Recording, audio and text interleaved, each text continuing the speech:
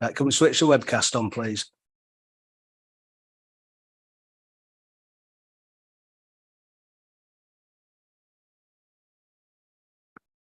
Good afternoon, everybody, and welcome to City Plans Panel. My name is Councillor Jim McKenna, and I will be chairing today's meeting. Could I remind everyone that today's meeting is being live streamed on the City Council's website, so the public can observe the meeting without needing to be present. City Plans panels deal with applications from the city centre, as well as the largest and most significant application the council received.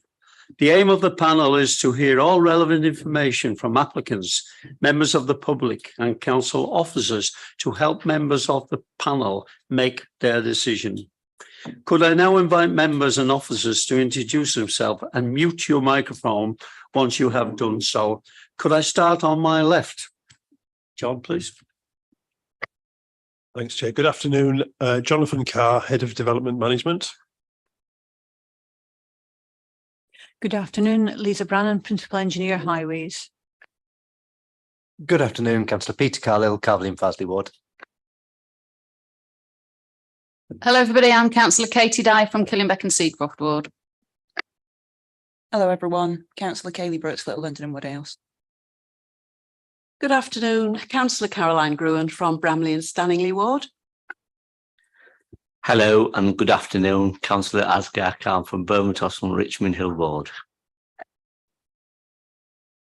Good afternoon, Lewis Foote, Senior Technical Officer, and I'm in charge of the PowerPoint today. Good afternoon, Councillor Colin Campbell, one of the panel members. Good afternoon, everybody. Councillor Dan Cohn from the Woodley Ward. Good afternoon, Councillor David Blackburn from Farnley and Wortley Ward. Good afternoon, Councillor Barry Anderson, Adland Wharfdale Ward. Good afternoon, Stephen Varley, Design Officer. Good afternoon, Andy Booth, Clerk to the panel. Good afternoon, Amy Davis, Legal Officer. Good afternoon, David Feeney, Chief Planning Officer for Leeds. Thank you for that. Can we now move to the agenda? Can we start at item 1? Over to you, Andy. Right, thank you, Chair. Under agenda item number 1, there are no appeals against the refusal of inspection of documents. Under item number 2, there is no exempt information on today's agenda. Agenda item number 3, there are no late items of business today. Moving on to agenda item number 4, could I ask members if they've got any interest to declare? Nope. Moving on to agenda item number 5, we've got apologies for absence from Councillor Maloney. Thank you, Chair. Thank you for that, Andy. If we can move on then, please, to agenda item 6, minutes of the meeting held on the 22nd of June. If I go through my usual way, starting at page 7. Page 8. Page 9. And finally, page 10. Could we agree them as a true record, please? Can I therefore invite Councillor Cohn, please, to come in? He has a question which I'm sure will interest you all regarding the next meeting due to be held in August. Thank you, Chair. Yes, it's broadly related to the part of the minutes that says next meeting. So our next meeting is scheduled for the 10th of August after this meeting. There is a proud tradition in City Plans panel that about 3 days beforehand, we get an email that says we're not having this meeting. And I am conscious that it would be far more helpful both to officers, members, applicants, if we had some absolute certainty as to whether it was or more realistically wasn't going to happen. I'm quite happy if it does happen, and those who are away will organise substitutes, but I'd much prefer that we have the certainty, the definitive certainty, and take perhaps the more pragmatic approach and determine that it's not going to happen, which is what generally transpires to be the case. Thank you, Chair. Thank you, Dan. I'm sure you speak for us, all of us on that. I had a slight conversation with John. So, John, you might want to come in and give us some information on that, and then we can invite David. Yes, thanks, Chair. As things stand, there will be business for that meeting. We can't say for certain until about 2 weeks before the date of the meeting, unfortunately. So it may be a case that we email all members, hopefully next week, with some updates on that. But we will endeavour to do that as quickly as we possibly can to give that level of certainty for the next meeting, if that's satisfactory, Chair. Thanks, John. Nothing really to add, Chair, but just to say we are trying to balance the agenda items for meetings so that some meetings are overwhelmed with too much business and other meetings are slight. But we will take a view and let you know as soon as we can, Chair. Thank you. Thank you, David. Please. Thank you, Chair. Just follow on from Councillor Corrin. I know we've been having a single item agenda on meetings recently, and previously I've been on City Plans Panel for a long time. And, you know, we always used to have quite few items on the agenda. Would it be possible, depending, do we know how many items will it be added on to the next meeting, or is it going to be one single item agenda, please? At this stage, I'm aware of 3, possibly 4 items for that meeting. Clearly, things do change on a daily basis in terms of what might come forward. But at this point, because we have a number of officers telling me that items are not quite ready and weren't quite ready for this meeting, but they are expecting them to come to the August meeting. But as I say, I'll be able to confirm perhaps in a week's time with more certainty as to what's coming forward, or certainly how many items may be coming forward at that meeting. Councillor Khan, we did have another meeting, another agenda item that I'm sure you'd have all loved to see. I know Barry has raised it with me. You will recall that when we get affordable housing money, the applicant, particularly in iRise, doesn't want to necessarily have those units on site, and the money goes into a pot, and the City Council are using that to create their own social housing. And one of the schemes in Celia Street was of that nature, and it was likely that it was going to be today, but it wasn't quite ready to come before you, and it was taken off at the applicant's request. I'm sure that's something we'd all love to see, because it's a question that's often asked: where does the money go to, and when are we going to use it constructively? So it doesn't always start out that when I get my brief. Sometimes there are two, even 3.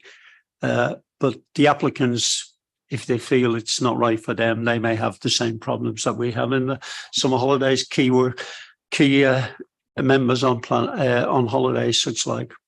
But you know, at the end of the day, if we don't do this today, then it would be added to the August or the September meeting. So it's always good to move on as quickly as we can.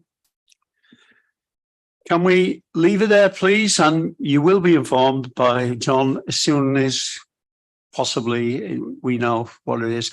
Officers do take the holidays this time as well, and we're often short of officers to proceed with meetings, but we'll let you know as soon as you can. Moving on then, can we go to agenda item 7, page 11? And we've got our new case officer here, John Carr, who's going to introduce her. He tells me it's 20 years since he's done this, so you know, we'll mark him out of 10, shall we? You know, no pressure. Kaylee. Can I just say, Chair, that in the papers it's listed as being Hunslet and Riverside, but it's actually Little London and Woodhouse Ward.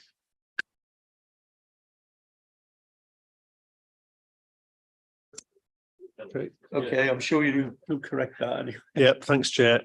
We'll start by saying I didn't actually write the report, so can't claim for that one. But I did explain he's a new case officer. Absolutely. Yeah. So thanks, Chair. Thankfully, this is just a pre-application item, as you'll be aware. So hopefully there won't be too much of a grilling for the case officer. But so this is a pre-application inquiry.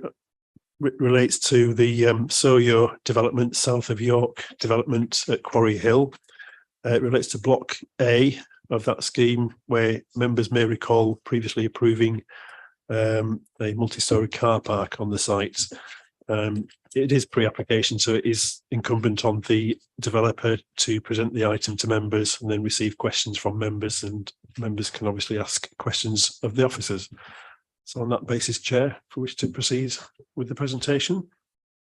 Thank you for introducing it. Over to the applicants that we've got. It is a pre-app, so it's for them to sell it to us and provide as much information as possible and listen to our feedback. I got Lee Savage here, Andrew Gardner, Andrew Windress, and Tim MacDonald. Please introduce you when you're ready, and if you introduce yourself as you speak would be helpful to the panel. Thank you. Thank you, Chair. Yes, Andrew Windress, planning consultant from ID Planning, and I'll just quickly start off presenting this. Yes, I think you all know where the site is. Went there this morning, and you'll be aware of a planning history on the site that includes an outline approval that was granted in 2017. So this, under that approval, there were a number of residential units approved, in addition to offices with students having an option to offset some of the residential provision.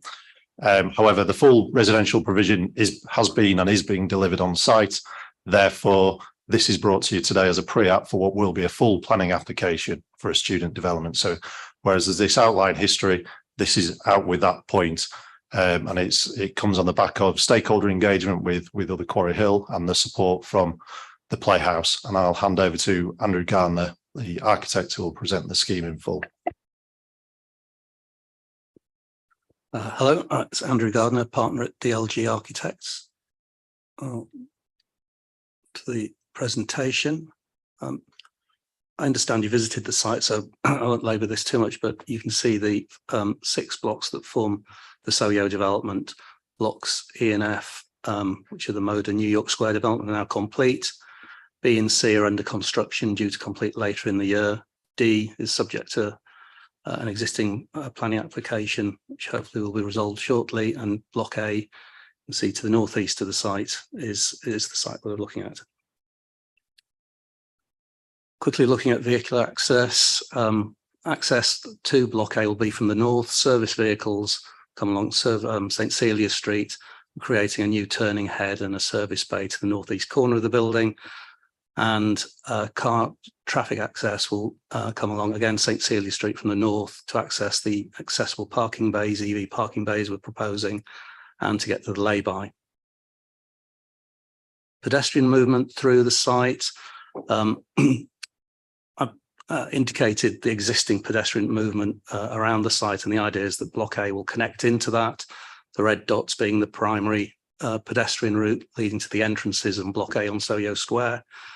You can also see to the north, the pedestrian route will now link up formally to the A64 footbridge, which links over, so that connects into the pedestrian route around the site. Very quickly looking at the concept of the building, it's a very simple C-shaped building. It follows the approach and master plan principles in height and massing. Very similar in form to Block B. In fact, it mirrors it symmetrically along the central axis. It's a robust plinth, masonry plinth, then a mixture of brick and metallic aluminium panels above. And the southern elevation, which you can see with the darker tower, forms a symmetrical facade to Blocks B opposite, which creates a vista to Quarry House when you're walking along that central street. Looking at some context elevations, they're quite small scale, but you can see Block A elevation on the top left, mirroring to the right the Block B elevations, and they form that symmetrical view to Quarry House, which is slightly ghosted out in the background on the screen, but it's that symmetrical view which really forms as a sort of end point to the Hedgerow East Gate east-west axis that leads through the site. That's always been a fundamental part of the master plan. And the context elevation below shows that street scene as you come out of Quarry House, looking back towards the city, with Block B to the left and Block A to the right. So similar form and height north-south context elevations, the elevation at the top, which would be the elevation facing north to the A64, St Celia Street, and to the south, the central street elevation. So you've got the lower block forms of the Moda New York Square building forming the street height, and block A following on that lower height leading up to the DWP Quarry House.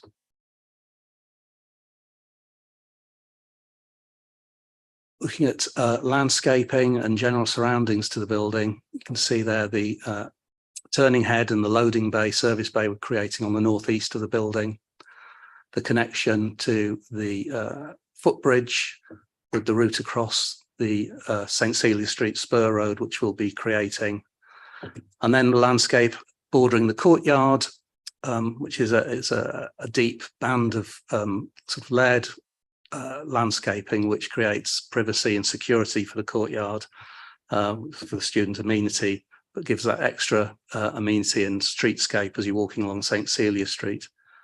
And then the lower image there shows the Soyo Square with the continuation of the landscape that will spread throughout Soyo as the different phases come to fruition, which gives these sort of informal seating areas and some more formal areas of seating where the little cafes would occur. It's actually a very sunny aspect, this element of the square. It's south facing, so it will be a very well used public space.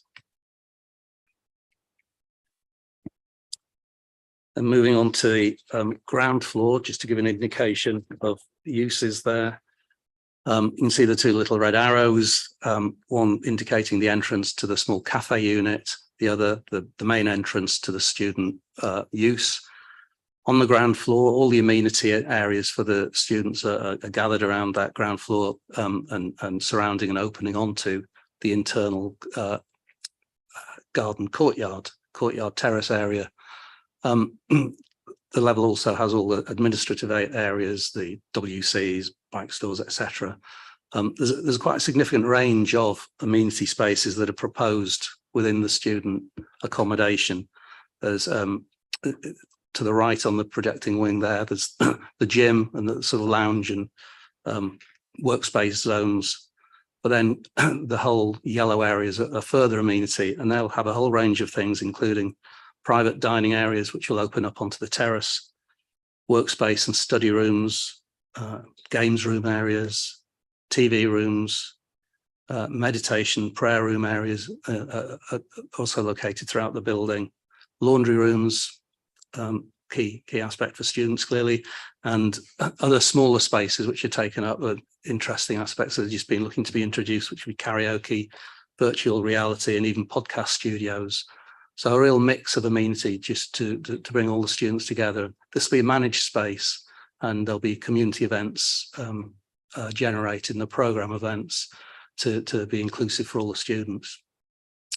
On the northern, or it's the eastern, but to the top of the plan, the grey areas, that are basically the plant and support areas. So there's the Leeds pipes, district heating, incoming service, the various areas of generator and substations, plant rooms, the bin stores, and then to the right, the bike store area, which is secure bike storage for the students. And outside of that, there's a small little area indicated for the EV bike hub, which we hope to introduce as part of the Leeds cycle bike hub that's proposed in the coming years. Also on the southern St Celia Street, you can see the 8 accessible EV accessible spaces that have been introduced, which are for the use of the whole Soyo site. So it's not specific only for the students. It will be available for all of the users and particularly for the playhouse use.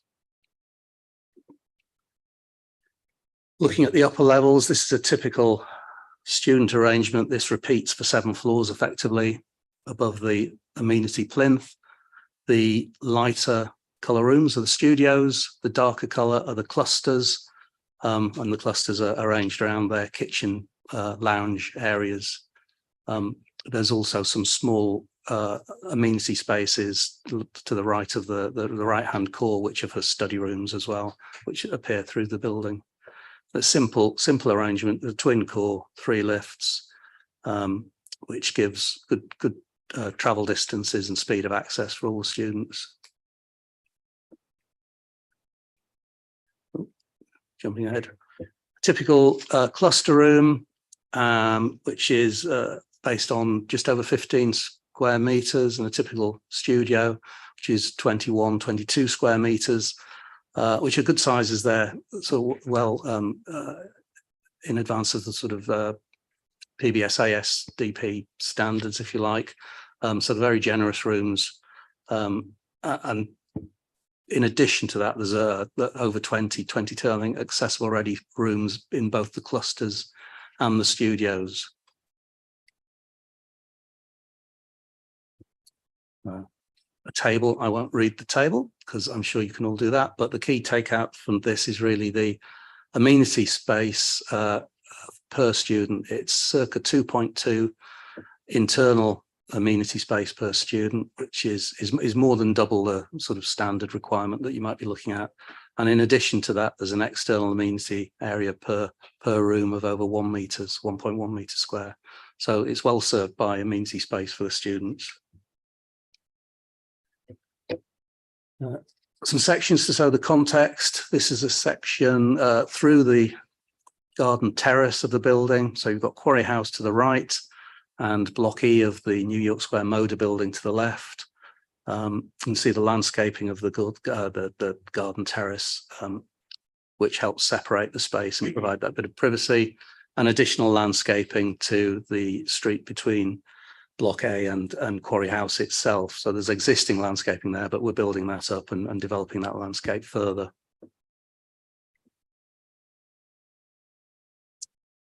Reverse section looking into the terrace, the courtyard area, with the amenity spaces opening onto it, student accommodation above, garden in the centre, and you can see the start of the landscaping for the Soho Square to the right, leading up to Quarry House.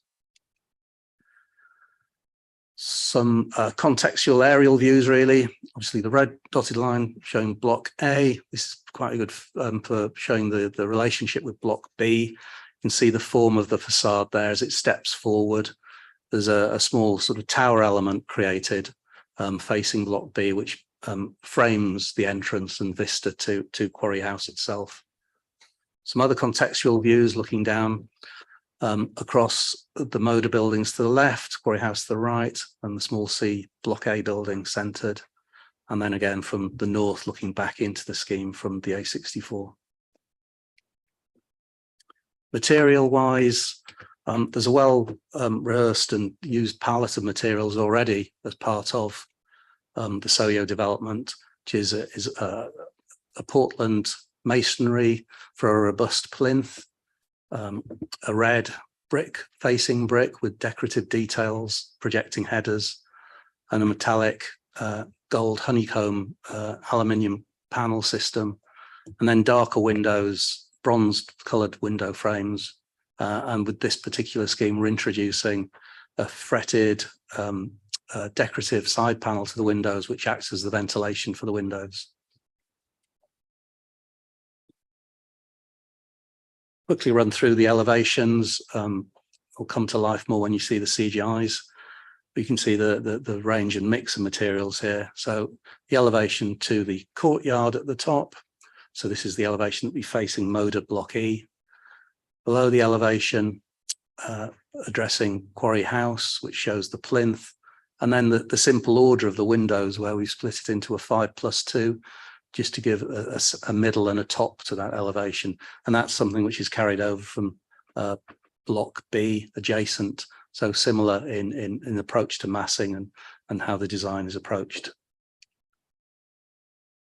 Quickly looking at the southern elevation facing the Soho Square, the new Soho Square.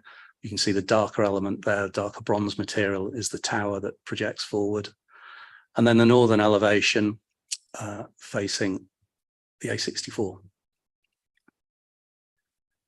Finally, some CGIs which bring that all together, hopefully. This is looking from St. Celia Street back into the site. So as you look along St. Celia Street, you can see Block B in the distance, and actually Northern Ballet just poking its head out at the end of the street.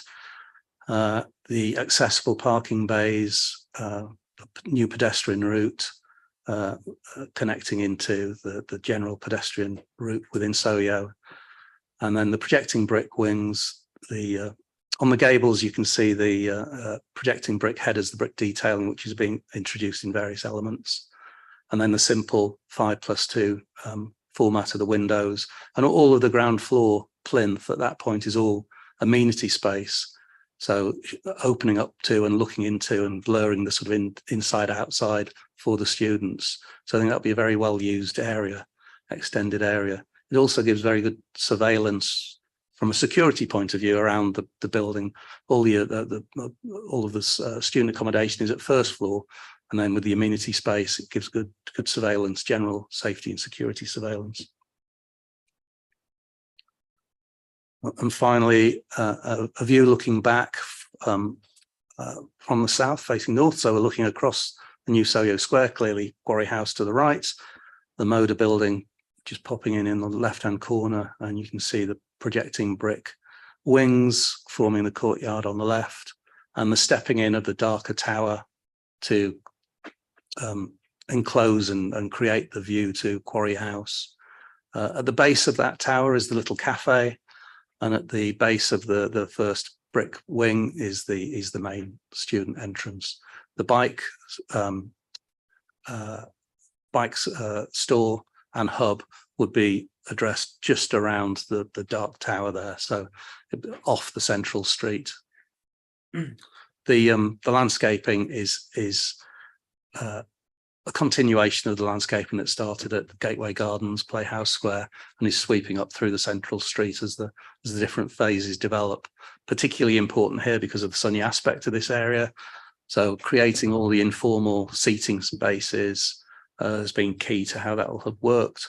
And the slightly more open area of stone paving that you can see, that will afford the opportunity to do some events at various points. So there'll be an event program. They could be sort of marquees or food vans and things that can happen at various different times of the year, bandstands and things like that, perhaps.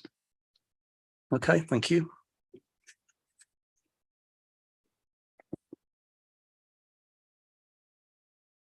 I take it that completes your presentation? Yes, it does. Okay, I'm sure there'll be many questions, but thank you for that. And I'll open up to members for questions. Peter, you're first. Thank you, Chair. All in all, I'm reasonably happy with the premise of the scheme and what's proposed. Looking at it, there does look to be a lot of studio apartments in there, which I do personally prefer clusters. So I wonder if you could talk a bit about the mix and how you've come to that. That'd be useful. My biggest concern, really, just looking at that and looking around some of the areas, is where some of the potential areas that you might walk to at night to get a taxi or to get your bike out are placed. So I know the lay-by at the top of, to the north end of the site, and get my bearings, seems to be quite a distance. So if you're getting picked up in a taxi, I'm not sure I'd want to come out of the entrance and walk all the way around the building to an area that looks a bit, that doesn't look as much overlooked. I imagine you'd have to be picked up near where you've got your accessible parking, which I take you'd probably prefer not to happen. So I'm just a bit concerned about that. It's a bit, if you're getting a taxi home from visiting somebody late at night, I'm not sure I'd want to stand there, let alone I'm sure many other people who may be more concerned. And then I've got the same, I think it looked a bit better in the CGI you showed, but where the bikes hub will be placed and where the cycle store entrance is then just nipped in behind that cafe. And I'm just a bit concerned that that's a bit of a dark corner as well. And I just wondered whether you'd looked at whether there was opportunities for those elements to be more front and center near the front door, so people weren't coming out of the front door and having to walk all the way around those dark corners. Apart from that, I think the scheme is reasonably positive in general. Thank you, Peter. Can I invite you, Andrew, to address those questions? Yes, certainly we don't see the the central street finishing at the edge of the building. It will continue on to DWP, and all of the landscaping at that point will be equally sort of treated to the same quality. So in terms of lighting and certainly CCTV, all those areas around the building will be well considered. So from the point of view of the cycle, students will have the opportunity to enter the cycle store, bring the cycles in at that point, and then there's direct access into the actual accommodation from the cycle store internally.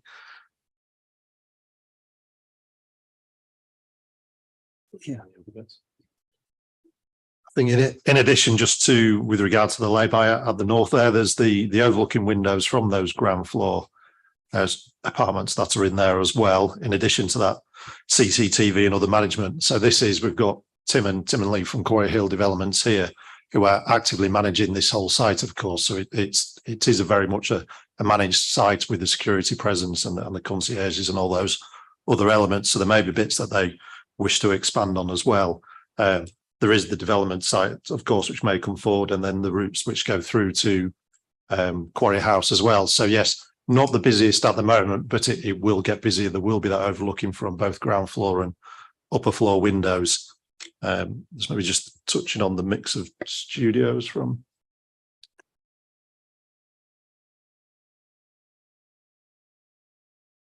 Yeah, the mix of studios to clusters is something which is a standard mix that we're finding in terms of how the buildings work well and what the need and requirement is from students. So we are currently looking at the cluster sizes, seeing what we can do with those and whether there's any sort of a movement on those areas. But I think the 60-40 split is a trusted approach to sort of viability in these areas. I think that the balance can, depending on how the final areas could be plus or minus or a couple of percent, but that 60-40 is something which we've always been targeting. Thank you. Yeah, I think that makes sense in terms of the split, and if it's worked elsewhere, then I mean that's your call to make from a commercial point of view. Obviously, I think based on the CGIs we saw, I'm probably okay with things like the cycle store and where the bike hub is. I think that you are going to find that most taxis just drop off at those removable bollards, and I think it might be better that we accept that and look to build that in. Otherwise, you may find you've got a queue of 4 or 5 taxis along there that are trying to negotiate their way out. I certainly would rather it were there anyway for a safety point of view, but I imagine that might be something that's in.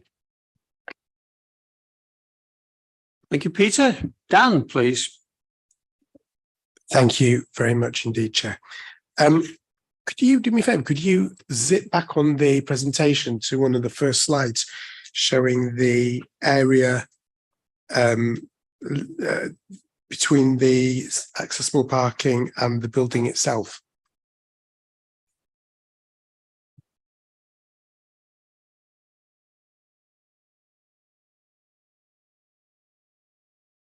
Keep going. It was one of the first. Please, you do.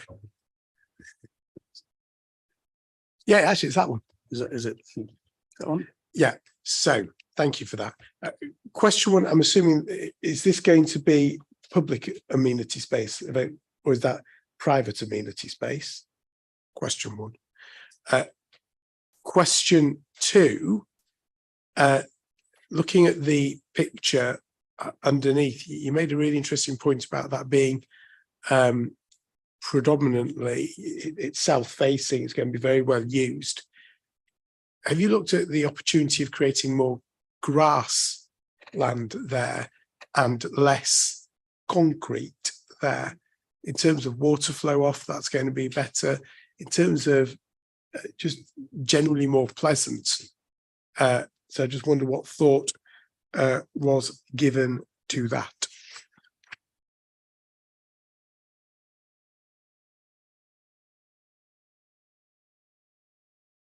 The landscaping, as I say, is a continuation of the landscaping and the design which has been developed as part of that master plan. So there are quite large areas of soft landscaping within that. I mean, you're looking across it at this position in terms of rain gardens and water runoff. That's all been considered as part of that wider landscape. Certainly looking within the amenity area for what areas of green grassed areas and landscape we can introduce. That is, in terms of the amenity space, it is a private provision of amenity landscape for the students. So there is a level of security we need to consider there. So it is student amenity space in the courtyard.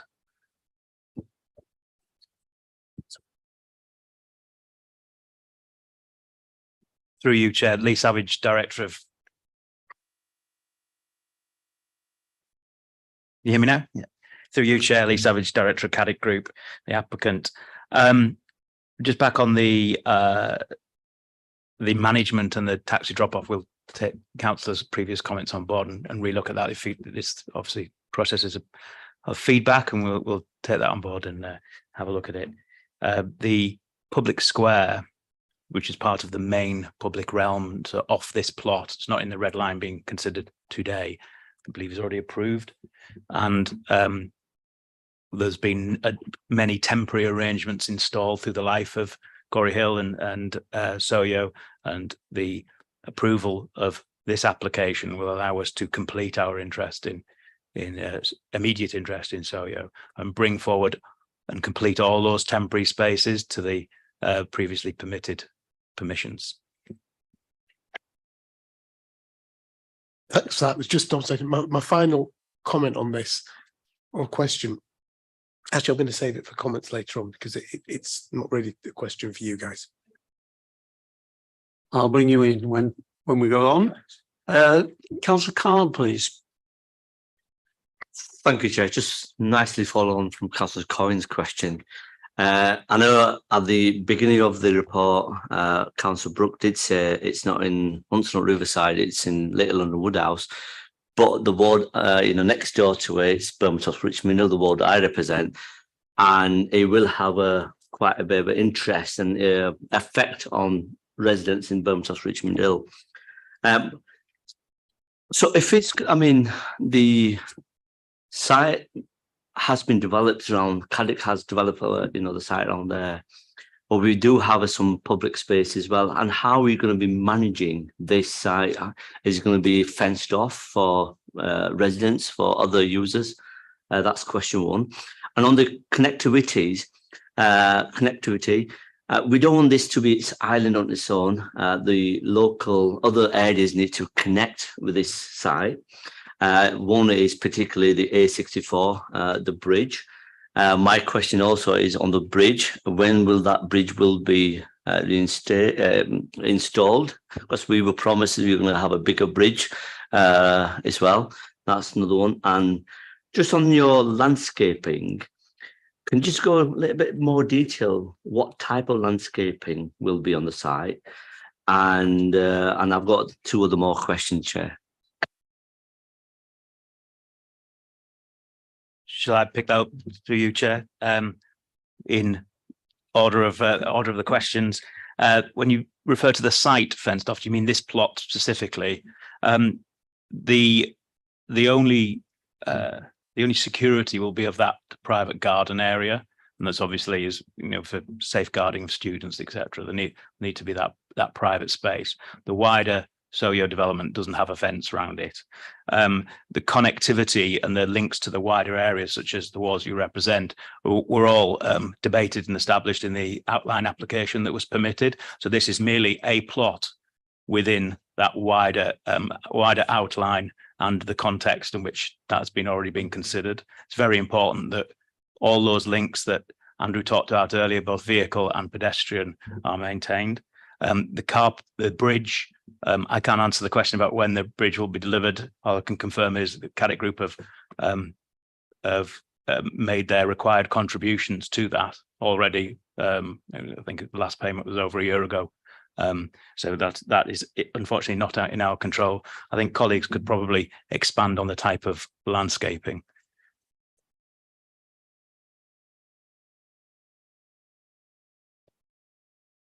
Yes, in essence, as has been touched on, the landscaping follows that palette that's already been agreed for blocks B, C, E and F.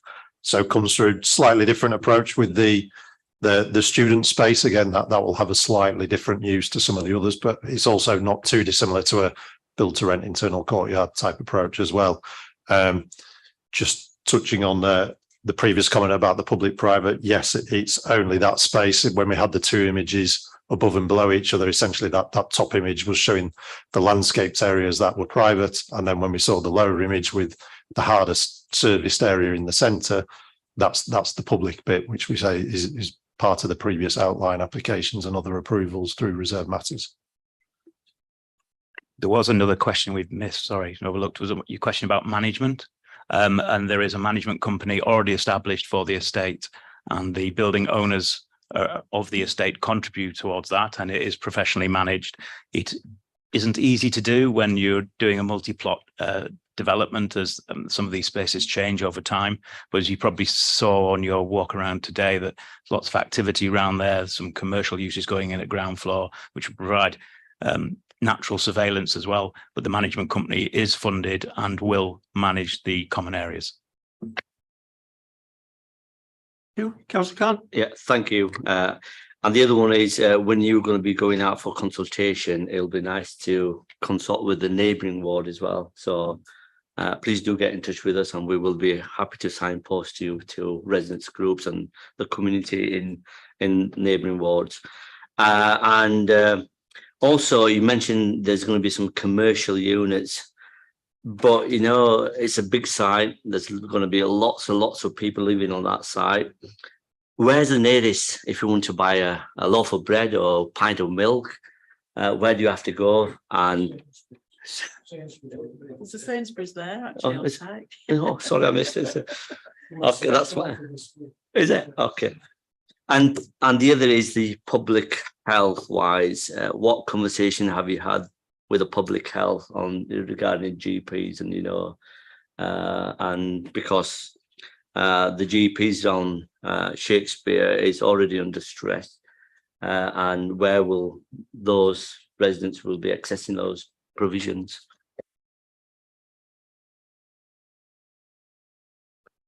We will certainly contact yourselves as adjacent ward councillors, and then we can take that further from there. The public consultation has started. There's a website up and running, and local stakeholders certainly been engaged in that and sent information. As I say, we've spoke with the Playhouse and other Quarry Hill stakeholders as well. So we'll expand that immediately. With regard to the public health discussions, yes, that's something that I'll sort of pick up and take away from here. Obviously, students are often registered at their home address in that sense, but there clearly will be a need, and there are the sort of centralised facilities with the university and the connections there. But again, that's something that I'll pick up with the wider team to make sure.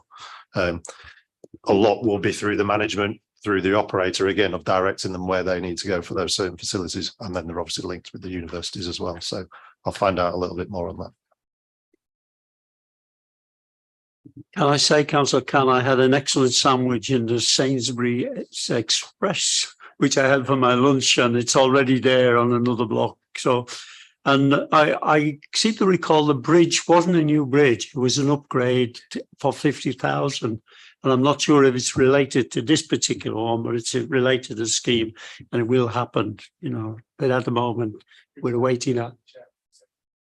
It was New York sandwich, pastrami on rye. Very nice, very nice. Okay, moving on and get away from the flippancy, Chair. Kaylee, please. Thanks, Chair. I'm sure the supermarkets are available for all of your pastrami needs.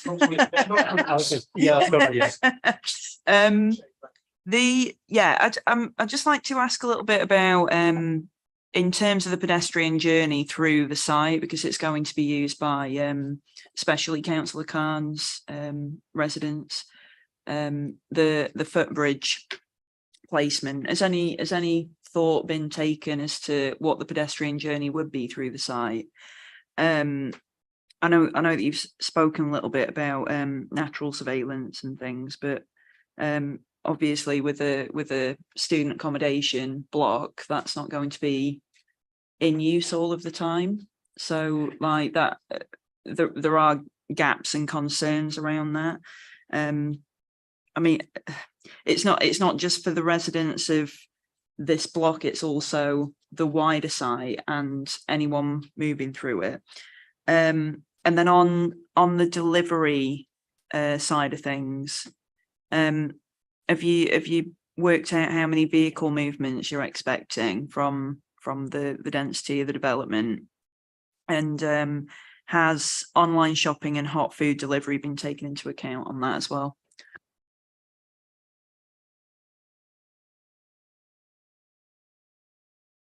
I'll pick that one up. There is the slide with the pedestrian routes. Would you mind just showing that one?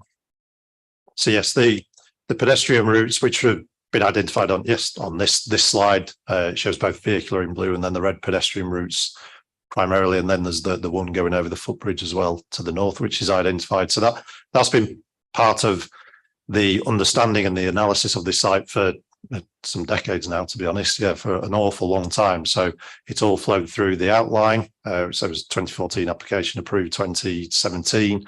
Thought through all that process, and these building blocks are in effect in the same positions. Those routes are the same as they were then. We've also had an access consultant involved throughout that, ensuring level access has obviously been the main changes to just to the west of the playhouse, of course, with the enhanced landscaping there and the level routes which follow up level routes to the south as well. And we touched on that with Block D when that was presented last autumn.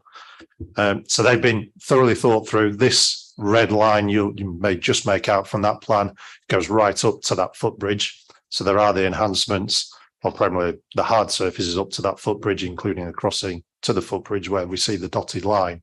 That's where the ownership ends, and that's where, to confirm Councillor McKenna's comment previously, it is the £50,000 that's already been paid for that footbridge improvements, along with the previous highway contribution. So that goes some way to certainly enhancing that bridge. Yes, we do know is not ideal. So hopefully that will get improved, hopefully sooner rather than later, with the various contributions that will come in from different parties. The application will be accompanied by the usual highway statement, and again, pre-application with officers, we've been following out queries on that with regard to the deliveries. A lot through the student management plan, of course, in terms of drop off and how you get the slots for when you can drop off, so that not everybody turns up on the final Saturday before the term starts and there's lots of cars there. It's all managed through that process, and there's only so many slots available, which likewise that highway statement, of course, fully looks into the lay-bys deliveries. We've got all the tracking for the turning there in terms of the numbers. The management also helps with regard to those deliveries in terms of storing them, not waiting for the student themselves just to come down and pick them up. Again, there's concierge and management that can undertake that process. Thanks for that. When we're talking about pedestrian movement, we also need to take safety into account with that. So, like, is any sort of dark spots been identified where, visibility might be low, especially with it being, as I said before, a student development? Like, it's really important that all of that is covered and everything has been taken into account. In your answer, you just talked about movement and not so much about the safety aspect of that movement. So I'd like to hear a bit more about that, please. And in terms of the delivery things, again, I didn't really hear any numbers in terms of how many like hot food takeaway deliveries you're expecting a day, how many online shopping deliveries you're expecting a day. You seem just to be talking about pick up and drop off in terms of moving in, and then also sort of taxis and like they don't seem to be much by way of detail there. I say that is all analysed in the highway statement. I couldn't quote the numbers at you today. Sorry, we haven't got the highway consultant with us. We wouldn't drill down into that detail necessarily in this presentation, but that is all within the highway statements. That is analysed, and I say the highways consultant with Lisa is reviewing all of that exact data, and it may be expanded on by others. In regard to the pedestrian safety, the police architectural liaison officer will be involved certainly when the full application comes in.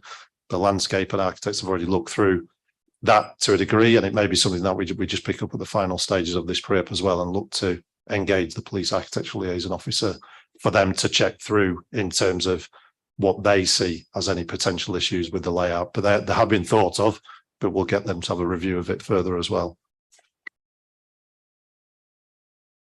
Is that okay, Kaylee? Oh, sorry. But come into. Sorry, just to expand on that, as part of the design process, the dark corners, I think you referred to, dark areas you referred to, that was all part of the analysis during the design process.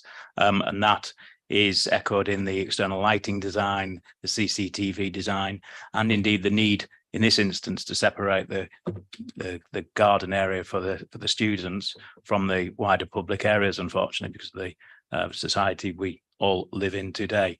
So it is very much part of the design process. It will be backed up in the application, and as Andrew said, as will the analysis on the highways, which has to be done as part of the application, and your highways colleagues will review that fully, no doubt. On that note, Tim, can I bring in Lisa, please? Just on the lighting, it's always been an intention that since the Seal Street will become an adopted road, so it should have street lighting, so that, you know, obviously the main sort of central landscape area that we walked up through today, that remains sort of private but public realm, and that is lit. But the road that goes along the northern end of the site, that should be, you know, public highway, which will have street lighting as part of that. I hope that reassures you somewhat. You said, Kaylee, do you want to come back? Yeah, thank you. It doesn't. Is the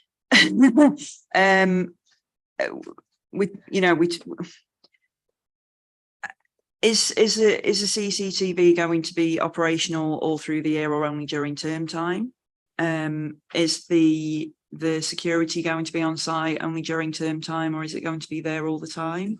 Like, definitely in terms of the natural surveillance and the residents in that ground floor, they won't be there over summer or over Christmas.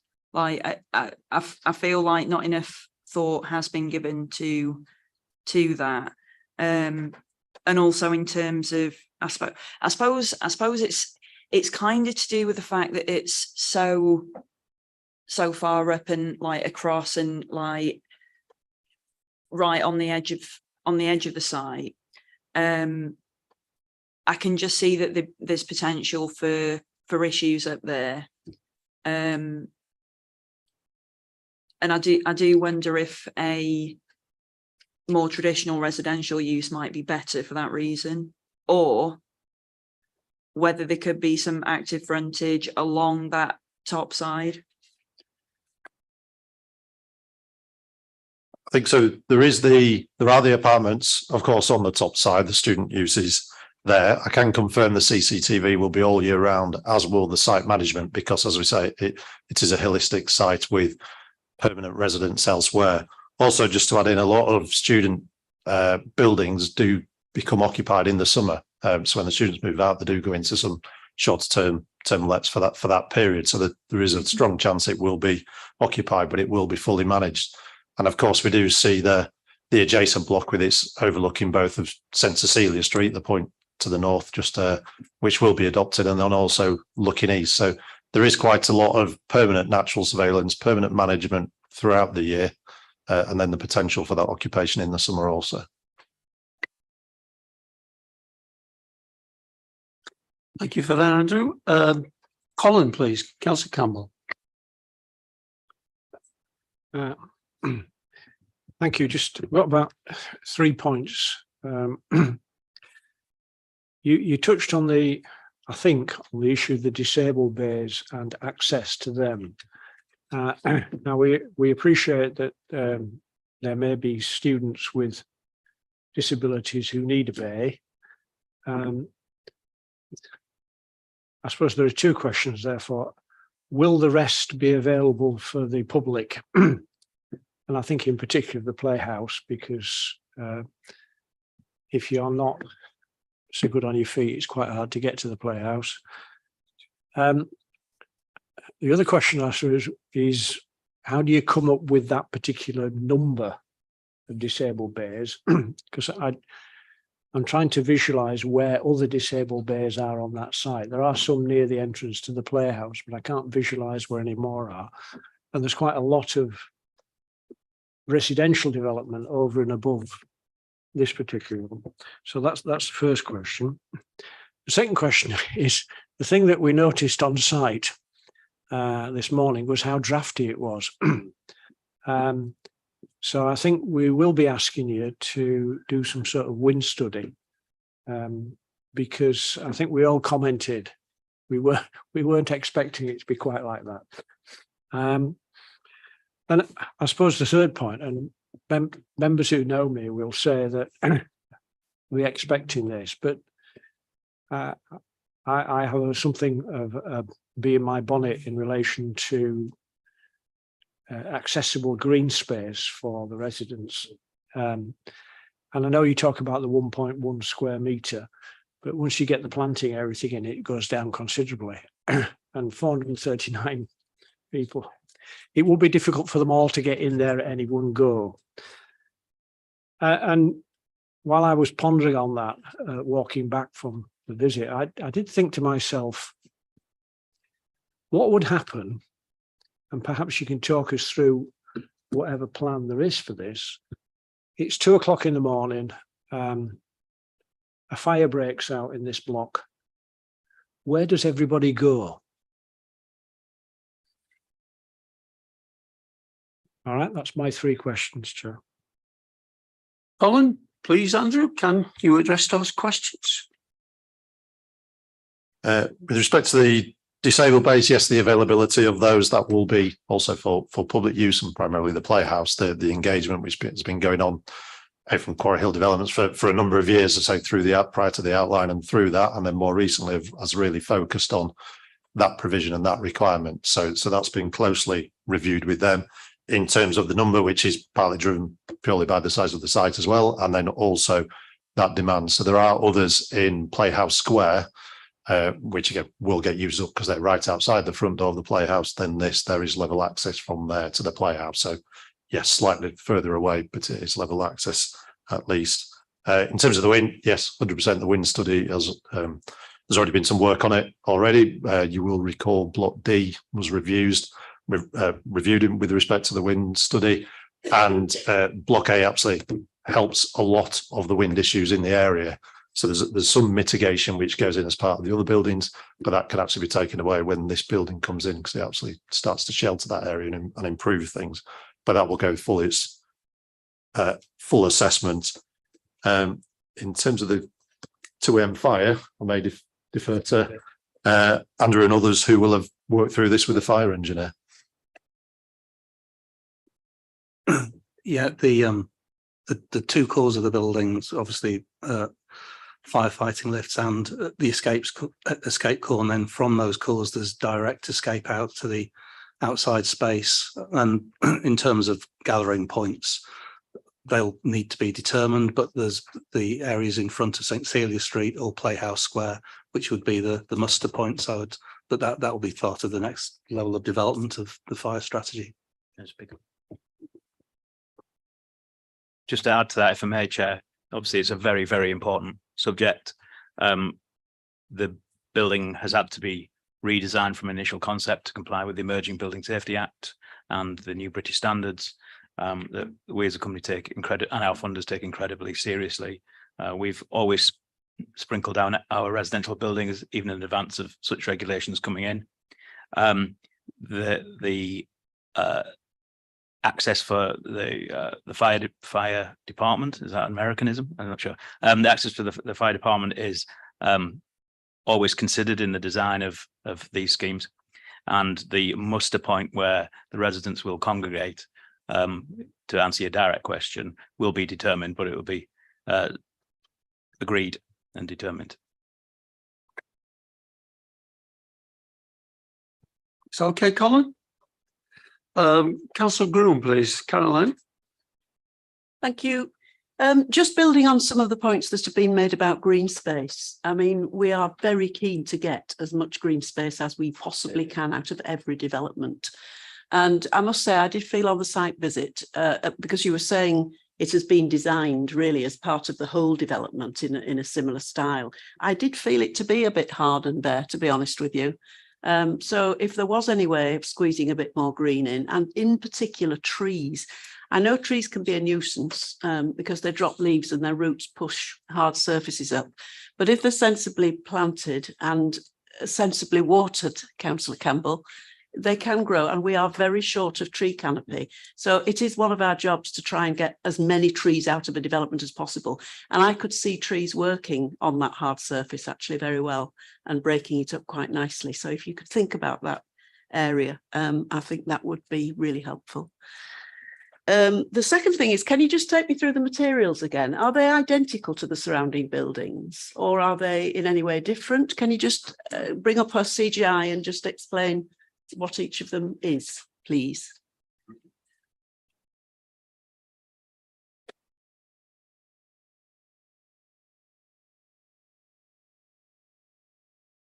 Okay. Sorry.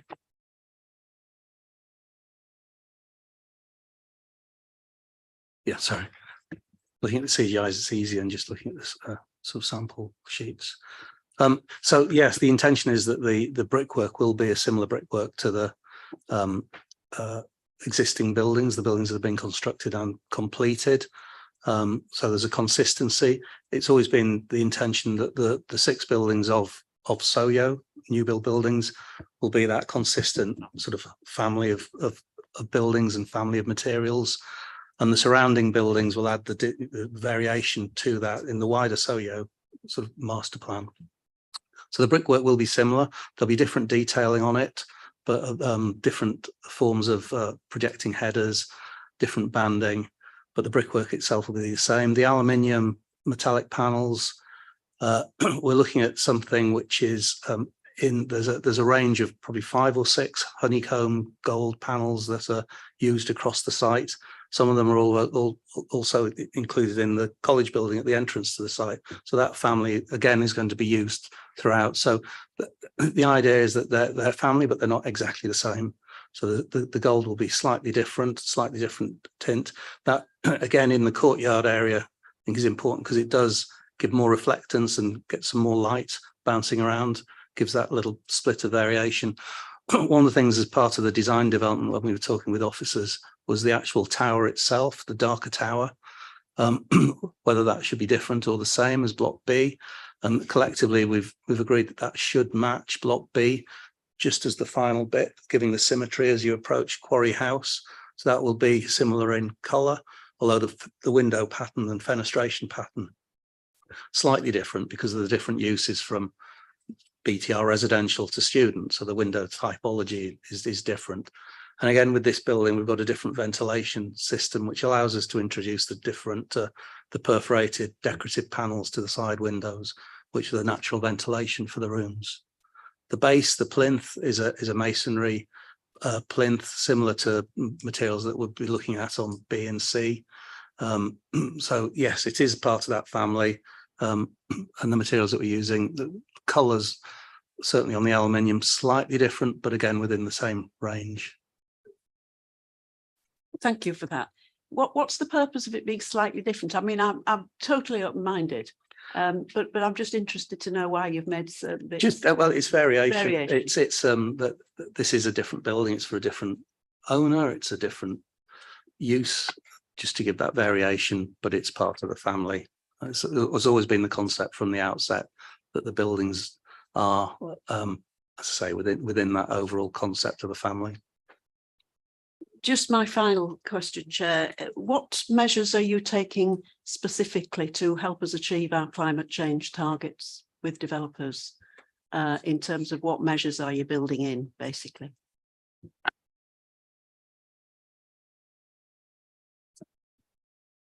Well, the approach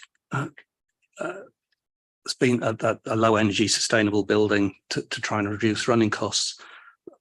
There's some obvious things that we would do with that fabric first approach. So we're looking at low values and low air permeability. EPC rated accommodation is what we're targeting. And high efficiency, low energy services. So obvious things like 100% LED lighting, low water consumption, aiming at 100 litres per person a day or under. But one of the main things is the intention to connect to Leeds pipes in the district heating system. So collectively, that's the fundamental approach. Thank you. I'm not sure where we are with Leeds pipes. Can anybody advise me where we've got to with it? It is down at that end of the.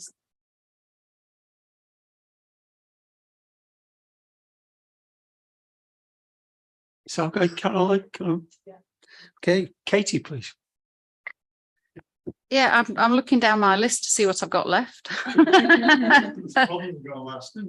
It is really. You've talked about the energy of the building, construction materials. I think I might put in my plea for more green space, please. I mean, I was going to ask about construction, with a view to climate change, but we are expecting our summers to get warmer, and all of that concrete and glass might provide an area that's nice to sit around in the spring, but certainly not in the summer. And it would be good to take note of that. And if we are expecting it to be a well-used area, to provide shaded seating areas for places to sit, for people to sit, and possibly grassed areas rather than lots of concrete. I guess the only thing that I possibly would want a bit more detail on is you talked about traffic management, drop off and pick up times at the beginning and end of term. There are going to be several hundred students there, and you're going to manage the times, I understand. But where do you envisage that dropping off to take place? Is it going to take place where the accessible parking is, or is there somewhere else? You, Katie, over to you. Thank you. Yes, it will be managed in a number of places, I think, and it will be using the lay-by. There is the turning area around the back, and again, that will be something which will be focused at that particular time. There'll be engagement with Quarry House and others as to what are they expecting to need in that area at that certain time. If they need something, then they won't be using that space. So it's very much with the other stakeholders to see what is available on that certain time. During the week, it will be different. Again, because we've got the wider management, we know the building managers for blocks E, F, B, C, etc., and whether they've got an event on, right, it won't be on that day, or it won't be using that certain space, that type of thing. So it is very closely managed with the time slots and things. Exactly what that is, it's normally with a planning application, a sort of heads of terms type document goes in with an application with a fair bit of meat to the bones, but then that's conditioned and then it's continued to be worked through prior to the building opening up to, discharging that condition much further down the line. So we'll keep looking at that over the next couple of years. Councillor Carl, I saw your hand up. Chair, just briefly, I mean, I love the way you've broken up the blocks on the site. It's welcoming. And just on the, it'll be nice actually if you can bring some samples of materials when this comes back to the full committee. That would be nice to visualize the samples. And also, where the Leeds City colleges, we've got some green walls and they're really attractive and, it's just really nice and, welcoming. Is there any way we can explore some, green walls within this development, please? I'll just touch on the first bit on samples, and into more so the point of perhaps bringing it back. There is a question in the report, as with Block D, the officers are asking the question that could this be delegated if members were generally comfortable with a lot of the principles. I'm sure there's a mechanism where we could still show you the materials sort of separately, but there is that question about it being been delegated as well, which we'll wait to see what people say. With regard to green walls, I'll just look at Andrew perhaps as to whether they're possible with respect to fire at the moment. Yeah, in respect of green walls, in reality, we've got such active ground level space that there isn't really the opportunity to introduce green walls. Where we've got that opportunity, for example, on Block B to the south, and on Block C, we've introduced green walls, but on this particular block, it's generally fenestration or active spaces overlooking, so there's limited opportunity. But we do have quite significant landscape banding, you know, to the street edge along St. Celia Street. We've got landscape and hedging and landscaping around the northern face of the building, where it addresses the footbridge and around that particular corner. So where possible, we've introduced green spaces against the building, but not actually green walls, because, as I say, I don't think there's that opportunity. And I'll just touch on again, because it was repeated, that the request for more green space and more trees. I do know the landscape architect is watching the stream at the moment, so they'll pick up on that. We'll pick up that with them, and we'll look to incorporate and acknowledge those comments. Yeah. Stephen, you wanted to come in and comment on design. Thank you, Chair. I think for members, it's a very settled design, and I do think we'll be moving, you know, it's postmodernism at the end of the day. It's all very suitable. The only thing I would mention is that we will be moving towards conditioning to give you some assurance, the reveal depth, so that the facade is modelling the light and the shade. We've had some sort of buildings of this scale where whether we did or didn't condition it was an argument, but we will be, you know, you'll be getting a decent reveal depth with this one. Usually, well, we'll certainly be going for a minimum of a brick, probably more. So I just thought I'd try and offer that reassurance with the elevations as well, that we won't be offering you a flat facade that's featureless, etc. Thank you, members. Thank you, Stephen. I've just got one quick question before we move on to comments. The bicycle storage, will there be electric charging points for it? More and more you see electric bikes on the road, and although students are usually young and fit, some of them perhaps it's all uphill to university, I guess. And will that happen? I really don't know. So quick yes or no, really answer. Certainly something we're looking at, but also taking on board sort of safety concerns about EV charging internally, because that's also something which is, you know, part of the sort of news at the moment. So yes, we have the safe, secure bicycle storage, and I say external to that, we're looking at introducing the EV bike hub as part of the Leeds network. Something we'll be looking at. Well, that's useful, but, you know, I mean, if they were to take it into their rooms, it'd be more dangerous, wouldn't it, you know, yeah, for charging. So, you know, I think really they're best in a bike storage area where you often incorporate on other schemes, bike repairing schemes for changing tires and such for maintenance, and provide the tooling for that as well. So I think that's really a consideration you should take on board. The last thing we'd want to do, or I'd want to do, is have it inside my home, to be honest. Should I pick up on that, Chair? The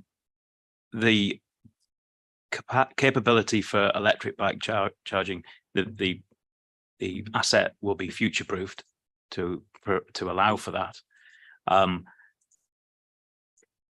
There, as Andrew's just referred to, there's quite a lot of it's a hot topic at the moment about charging cars and bikes within buildings, and the insurance market has reacted to that very topic. So no doubt suitable strategies will be devised over the coming months that will allow that to happen. It's easier with the car charging because it's a standard type of equipment. Currently in the electric cycle world, there are a number of different types, therefore it's less standardized. So as soon as we need to deliver a scheme that is obviously safe. So as soon as we're comfortable with that, we can install the provision. Thank you for that, Tim. Can I bring in Lisa, and then Councillor Carlill wants to come in, and he's definitely the bike expert around this table. Thank you. Just to add into that, it is a requirement in the Transport SPD for provision for electric bike charging to be provided in bike storage. So we'll be working with the applicants to make sure that we have some provision. Well, thanks, Lisa. I'm sure you'll have the conversation now. Peter. The only thing I was going to add is quite a lot of the bikes that are electric bikes have a removable battery. I take mine off and take it into the house. And what's important about that is the battery's worth probably half the cost of the bike, about £500 probably is the battery. So I always take the battery out of mine and put it in the house rather than leave it in the shed. So then all you're taking is one chunky device that you plug into the wall at home. You don't have to take your whole bike. Certainly raised an issue. I'm not sure we have a policy on it actually from talking to John, but maybe it's something that we need to consider more carefully around this table. Okay, I think that exhausts questions. Can we move on to comments now? And Dan, I promise you could come in first. That's very kind of you, Chair.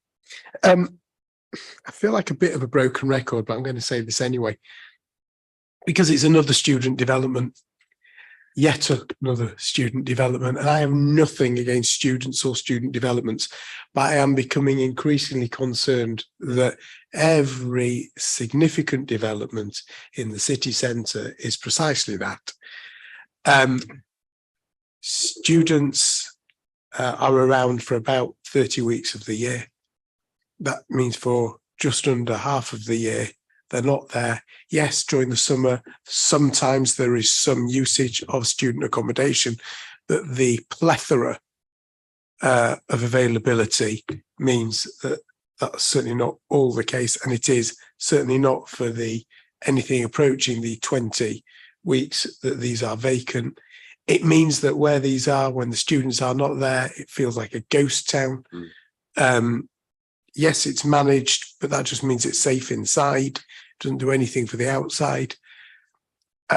And we are shortly going to be asked whether we support the proposed use of Block A for student accommodation. And personally, Chair, I don't. There comes a point where, for me, I have to start saying I can't just keep supporting time and time again more and more student accommodation when there is an oversupply, it would seem to me. Thank you, Chair. Sorry? Yeah, do. Thank you, Chair. Just on the student point, Councillor Cohen, just to help. At the moment, our understanding from a policy point of view is that there's still opportunities and there's still a need to be met. More strategically, the work we're doing through the local plan review is looking at a strategic housing market assessment, which is reviewing the full extent of housing need across the district as part of Leeds 2040 plan. So that will provide an assessment in terms of an empirical piece of technical work looking at all sorts of housing needs, including students. So hopefully that will give us a little bit more clarity for this panel. And then just on your point about student on this site, just to remind members, this is part of a mixed development more widely, and this is just one component of that wider mix on that site. Thank you. Thank you, David. Could I come back on that? You do, please. You see, I'm funny in many ways, because if I'm asked a question, I expect that there's a capacity within that to give a yes or no answer. But the Chief Planning Officer is essentially saying, well, you might not agree, but actually, Councillor Cohen, it doesn't matter what you think. You have to support the proposed use for student accommodation because you've no alternative. In which case, why bother asking us the question? Don't bother with that. Don't insult our intelligence with it. Just ask us about 2, 3, and 4. But if we're being asked as elected members, then there has to be, as to whether we support something, there has to be the capacity within our delegated powers to answer yes or no. I'm funny like that, I suppose, but I fully accept that. You have a right to your opinion, but I'm sure you didn't quite say it in those terms, Dan. I won't bring him back because I don't want an argument around the table. You have your own mind and you will make up your own mind. Colin, please. I think Dan has a point in some way, in that there is a discussion to be had about how much of the city centre or how wide an area across the city is only occupied by students. Sorry if I ramble a bit before we come back to you. And if you remember, those long enough in the tooth, the Headingley argument that Headingley effectively died as a community because for 30 weeks of the year it was full of students, and then for the other 20 odd it was empty. And I'm in two minds, actually, I must admit, because I look at some of the developments that are taking place, which are actually pulling people into the centre. And I think that's a positive thing. So I look at the Debenhams development, which is happening at the moment. And I think actually if we get people into that thing, it will put people on the ground during the evening in what's currently a pretty dead area. But I do accept that if the only things that we ever built in a circle around the city centre were student flats, there's a problem. This one, speaking in your defence, is slightly different in my opinion, in that on the original master plan, this was the multi-storey car park, which, if you remember, I said I don't think we should get rid of, but there we are. And there was residential accommodation around it. Now that residential accommodation has or is being provided. So the amount of, I was going to say real people living on that site.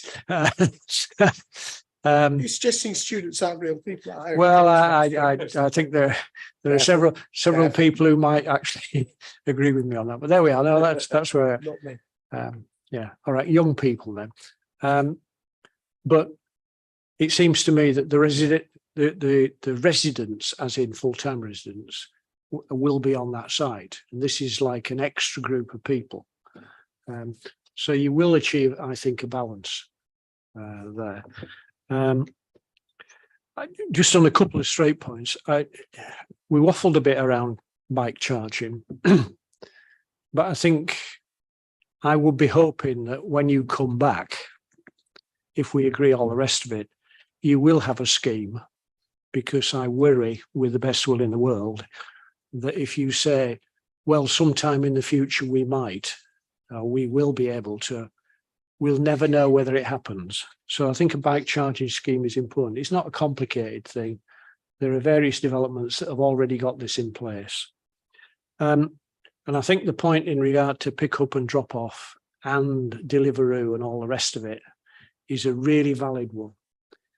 One of the things that we've noticed, if we've ever been out to look at sites where student flats are already in place, is, and if you notice it particularly over here, if you're walking around the corner, you're always running into a Deliveroo driver, an Uber driver, etc. So there's actually a substantial amount of vehicle traffic associated with student accommodation, probably more so than normal residential, because of their lifestyle. And I think it's very important that you recognise that and make provision for that, because if not, it pushes the problem somewhere else. Colin, John, did you want to comment on the housing mix?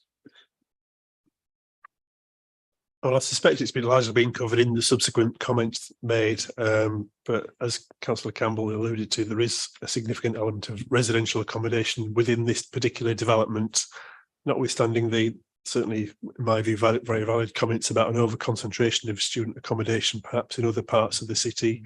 and the impact that has during the summer months. But yes, this is part of a mixed development. I think we've asked the question here because this is moving away from the master plan that didn't envisage such amount of student accommodation in this location. There was an office element supposedly as part of this master plan that was moved away from in favour of a multi-storey car park. We've now moved away from that to student accommodation. So as Councillor Campbell said, it wasn't envisaged to be residential in any event, and we're actually getting more residents, albeit some of them here not full year round, on the development itself.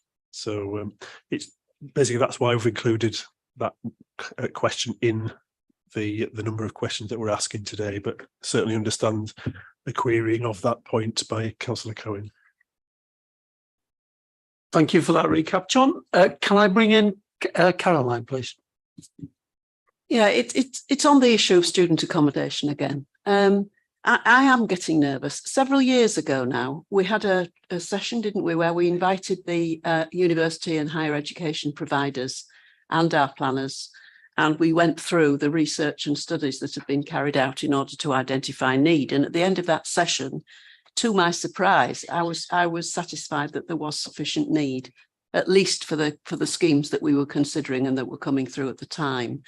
That was several years ago, and I am astonished at the amount of student accommodation that we are approving. I mean, I know we've got to look at what's in front of us and you know, judge it on its merits for what it is. But I am very, very nervous because if it's not student accommodation, it's going to be co-living. So we're really redesigning our city without the design being generated from us as a city. It's being done to us. And I still think it's a lot of student accommodation. I really do think it's a lot. I mean, these circumstances can change so quickly, can't they? You know, some of our overseas students might have good reason not to come anymore and not use our accommodation. All sorts of things could happen to change the profile. And then what would we have? A lot of student accommodation that was not in use. So I am really worried. And I think we need to organise another one of those sessions to re-look at the data and reassess our position. I mean, I know that developers wouldn't develop something they didn't think they could either sell or occupy, obviously, but it just doesn't feel right. And I think we need to have another look. With regard to this development, I take on board Councillor Campbell's point, and I think it's better anyway than a multi-storey car park would have done. But I really do worry about the amount of this that we're approving. Thanks, Caroline. You're quite right. We did look at this. I seem to remember when Peter was a question he frequently asked, and we did have a session. And I know David's listened very carefully. It might be something that we might need to revisit and look at the now situation rather than 3 or 4 years ago. But I agree with you. You can't really say too much in praise of a multi-storey car park, can we? Katie, I get a feeling you want to come in on this issue, so I'll jump you up the queue a bit. Thank you. Yeah, just 3 things really. The first one is as a new member, I would most definitely welcome the session that you outlined. I think that would be really helpful. And then 2 questions really. One is about the policy. I was just picking up on, you know, Councillor Cohen's points that has brought us to this bit of the discussion. And just re-looking at policy H6B, which is in our papers, talks about taking pressure off the need for private housing land to be used to avoid the loss of existing housing suitable for family accommodation. Do we have evidence that building more blocks of student accommodation does that?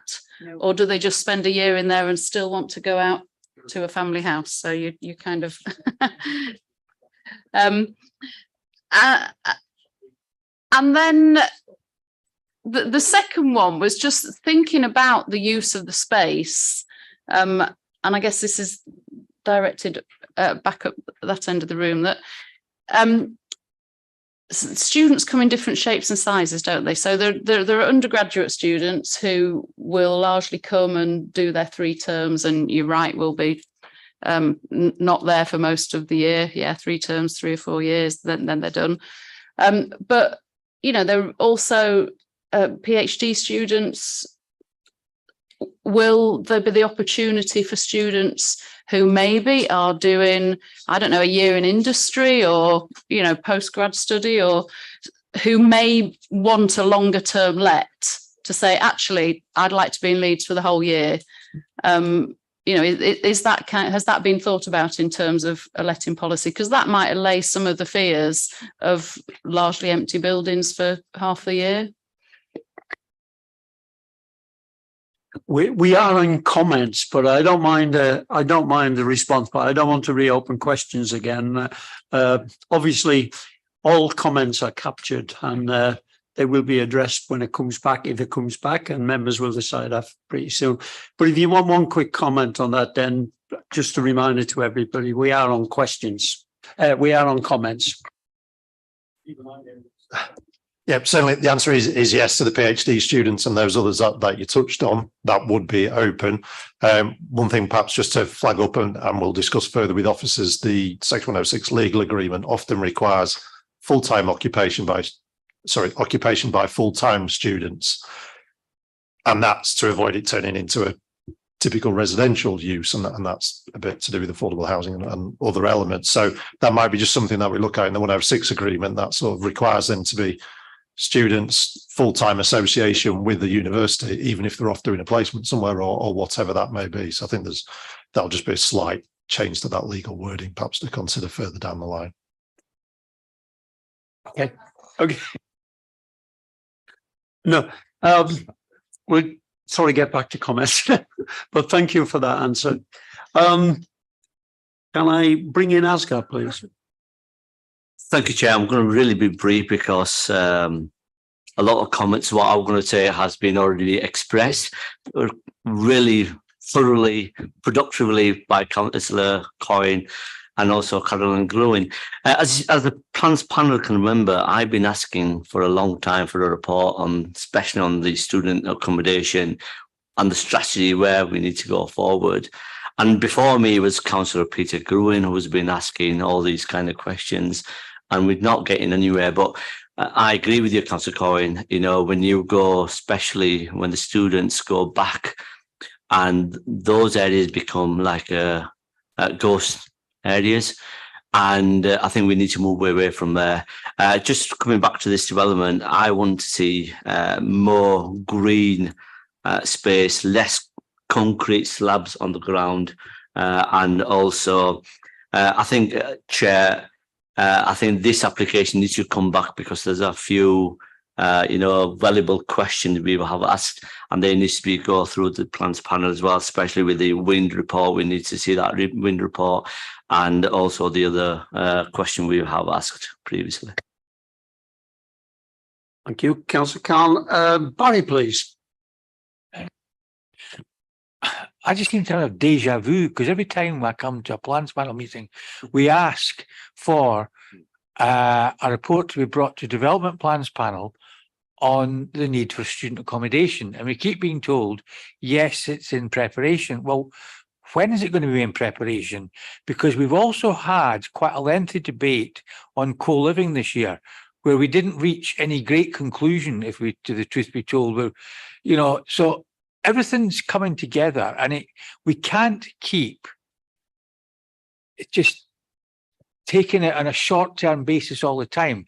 Our role here, or at least I thought my role here, is to look at things strategically, not necessarily to get involved in the minutiae of it. There are greater minds than mine that can deal with that. And my job's to be a nuisance and say, well, what about the impact of this? And I am a bit worried. Nothing against what you're planning to do, by the way. This is not your fault. This is the council as a whole. We keep having debates on these things. And so when are we, David, what's the earliest date you can bring a report to development plans panel or an appropriate planning meeting? Thank you, Councillor. I was just speaking to Councillor McKenna about it. The work I mentioned before, the Strategic Housing Market Assessment, is a piece of work that we've commissioned in support of Leeds 2040, which is the local plan update essentially that we're working on. That piece of work is in production as we speak. So we'd hope we can bring that back to development plan panel before the end of the year, at least some initial findings from it. So that will be a comprehensive look at housing need across the district, dealing with affordable housing, as well as market housing, as well as student homes, as well as. So it's a comprehensive picture looking at need issues. Right. But what my point is that Councillor Gruen pointed out that a number of years ago, she was satisfied at that particular point in history. And at that time, there would have been a figure mentioned. I don't know what the figure was of the potential need that's been. If we then from that look at how many planning applications have been submitted, how many have been approved, generating X number of units as a result of that, you've then got to see if there is a balance, a deficit still in the going. We then can get some basic information from the university, what sort of growth in student numbers there has or hasn't been over that same period of time. And even if you just give us a basic figure that we're 2,000 short, for example, then at least we've got something to play with by saying, right, okay, this is going to go contribute to 10% of that. That's quite good. Right. Why can't we do that? Go back to the information that Councillor Gruen mentioned, because that must be minuted somewhere. I would hope it was recorded, deduct from that all the planning applications, and then we're left with a net figure and we know what we're doing. It just, to me, it seems relatively simple, but maybe I'm just too simple. We do have a DPP on Tuesday, is it? But we've also got a meeting of the chairs of the three panel, and I think we will raise it. We'll ask David and the officers to. There might be an interim update that we could do quickly rather than the end of the year. I think it's perfectly feasible, and I'm sure as Councillor Gruen, as chair of DPP, she'll ensure that it's going to come before as quickly as possible. Comment, please. Well, my comment is that the housing, what was it called again, David? I should know. Yes, it's a very complex piece of work, and we want it to be done correctly. And I know it's going to take time. I don't see any harm in having a shorter term look at something along the lines that Barry has described, just to put our minds at rest. But the point I was going to make is, whilst I think DPP is a reasonable place to discuss either first ideas or policy or where we should take this, it's actually an item, if not for all plans panel members, it's an item for perhaps even all members, actually. So I would bill it as training rather than a DPP meeting, although I'd be very happy to discuss it at DPP and to decide how this should be presented. I don't think DPP is particularly wide enough for those things to be registered by as many people as possible. So yes, let's mention it at DPP. Let's discuss where it needs to go by when. But I think this, when is it going to be ready, David, that plan? It will be some time, won't it? Because I've been discussing this. Well, we'll have some plannings by the end of the year. So I would hope we can report as soon as practicable on that. And does that that includes the land analysis as well as the housing need? Housing land supply. Yes. Yes, because the housing market assessment will inform what the housing need figure needs to be. So it is a sizable piece. And then we need to think about the distribution of that growth and how that works. Yeah. Okay. In that case, Jonathan, are there any applications in the pipeline where we need to get, of a similar nature that we're going to have over the next 2 or 3 months, so that we don't keep repeating it? I mean, it is a bit deja vu every time we have the same discussion every time. So if we know that there's 6 applications coming in the pipeline, we need to be aware of that so that we can think. So, Chair, I'm sitting here getting increasingly frustrated, and forgive me for saying it, but what we're discussing now is nothing to do with what's on the agenda. Now, I think it's quite happy. I'm quite happy to sit and have this discussion, but I think, with the best will in the world, I'm sure it's really entertaining for you four. I'm sure you're sitting there thinking, I hope this goes on for another half hour. But can I suggest that we actually deal with what we're supposed to be dealing with? And then I'm quite happy to stay behind and have a long knockabout about actually what we want, because everybody's got their own idea and people go away and think that's what we've agreed. But actually, I will now suggest that we move to responding to the questions and then come back to the principal thing? I think we have had a way forward. You know, at the end of the day, I can't stop members from raising an issue that's dear to the heart. I do apologise to the applicants because obviously you didn't come here to listen to that debate. But it has been a concern for members for over the years, as Andrew certainly will know that from his time sitting around the panel on both sides of the table. But let's move on. Yes, we have a plan and we will look at it. And it probably does need revising and updating. It's some years ago since we visited. So yes, we will move on, please. And if we could leave the student numbers out of it and just please concentrate on the application. And can I bring in Kaylee next, please?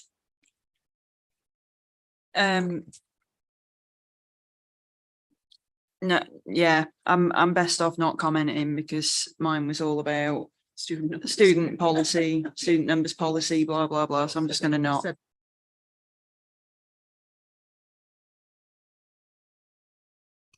Well, I'm not going to mention numbers, but I'll just make a point. I'll be much more confident if something came to us with Plan B. If the mark, we have loads and loads of applications that we've passed. Loads of others coming in. Some of them will never see the light of day. But I'll be much more confident if there was within that a plan B, what you do if market changes. Because and that's really all we want is how what is plan B? Again. Collins is right. We do have a plan B and we do have a plan C. It can be converted into residential fairly easily. It could become offices. So there is a there, but hopefully developers would not want to build a student residential accommodation if they weren't quite sure there was a market for it. But there is a plan B and there is a plan C. Can we move on? Peter, I saw your hand.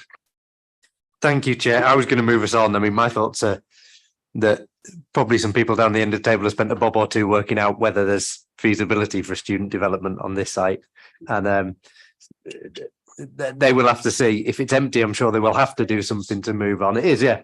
And I don't know whether at the moment they probably know better than we do, I'd say. So I'm reasonably happy. What I'm happy with in this is that mixed development. The concerns I've had over when we've had student developments have been when there has been purely a student development on its own in a commercial or industrial area.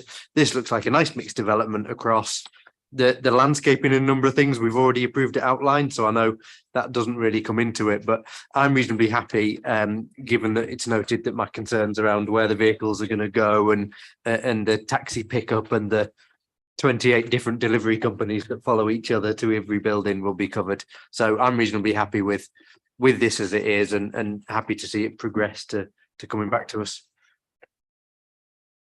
Thank you for that, Peter. I think we can move on then. So if we can turn now to page 25, there are 4 questions to be answered by members. If I go through them one by one.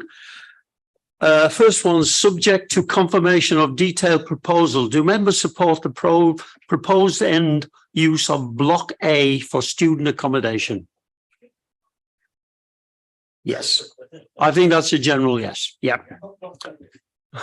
I'm sure that's a relief to the developers at the back. 2, do members agree that the appearance and scale and setting of the proposed building is acceptable? Very fine, very fine. 3, do members agree that an acceptable level of residential amenity is proposed? With more Chair, green space. can we insert the word student residential accommodation there? Because it certainly ain't good enough. Very good point. Thank you, Colin. And the 4th one, I'm sure I know the answer to. Sorry.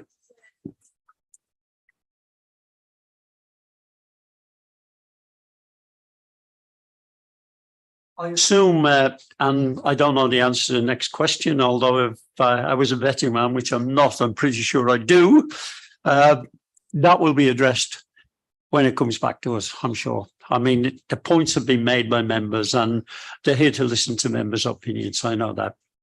Okay, on the crucial one then, On the basis of officers and the applicants addressing any matter raised at panel, are members agreeable to the full planning application being determined under delegated powers? No, that's a general no. Does anybody think we should do that? No? I think that's unanimous. That's what I'm trying to send a powerful message to you. I know, Andrew, you tried hard. Okay. I think that concludes our business today. And as usual, it's always exciting around this table, isn't it? But thank you for your time and safe journey home. Chair, before we go, I'm sorry about this, but we really do need to bottom what in God's name we want the officers to do in relation to all this we've had about students. Now, I think we accept, Caroline, that meeting that you and I and various other people went to with the universities was a very valuable meeting. It really opened our eyes, I think. And I think it's important that somebody, maybe it's yourself, but I'm looking up at the top of the table, goes out and we organise another one so we understand what the current market is. And once we understand what the current market is, I think that's the point where we have to sit down and we have to make a policy.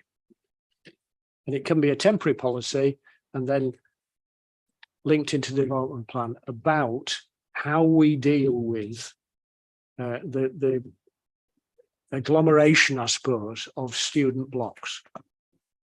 And that I'm saying, I think that's what we're asking officers to do at the moment. And if we're not doing that, can somebody tell me? I think that's what we're doing too. I think we are as well. And I'd just like to say to developers, as far as I'm concerned, the meeting concluded a minute ago, but these nevertheless are valuable points because they will come up again. We know that next time there's a student block. So I would ask David to consider that, take it away and get back to us as soon as we can. We maybe be able to have an interim update and it'd be valuable to members to actually know that. And the other thing I'd ask them to consider is electric charging for bicycles. And thank you for Peter telling us how much these batteries cost. Is there? Yeah, it's just that they haven't been through the okay. Oh, that's nice to know. Kaylee, I'll take one more and then because we have finished.